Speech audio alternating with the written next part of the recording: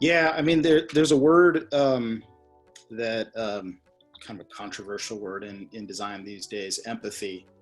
I think I'm in the empathy camp. That's how do you actually understand somebody else from their perspective. Um, we we at Gobi did some work in healthcare, in the healthcare safety net in New Jersey about 5 years ago.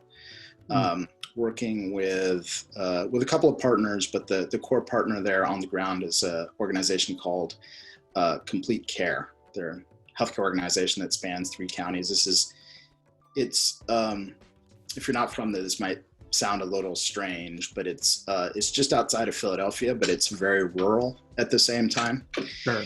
And they're trying to understand how to improve their mammography program. So they're doing 20,000 mammograms every year, and they're losing a lot of people to follow-up. Like, they're doing these mammograms, and then there's a certain subset that they need to contact to come back in, or to have at least a conversation with their provider, and they're having a real tough time getting to them. And part of that has to do with who lives there. I mean, it's a lot of migrant and seasonal farm workers, Sure. Primarily from Mexico. And what we did in partnership with Complete Care was really institute a process where they could better empathize with those patients. And that doesn't mean that they didn't care before. Obviously, they cared about those patients deeply. That's why a lot of those people work in that organization. Why a lot of people work in healthcare, as you know. But it was really a way for those providers, those physicians, those nurses, and other frontline staff to actually sit down with some of these women and really see it from their perspective and really understand what happened, not just when they showed up to the clinic, but what was happening at all these other points of the process.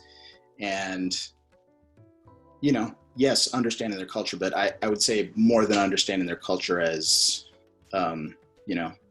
Mexican immigrant farm workers, but really understanding like that whole community and that whole experience as, women in their 40s and 50s who are coming in for this test and what happened afterwards. And it was pretty phenomenal that there were some real breakthroughs in understanding that weren't just great stories to tell, but actually resulted in a different way of doing things that had real impact.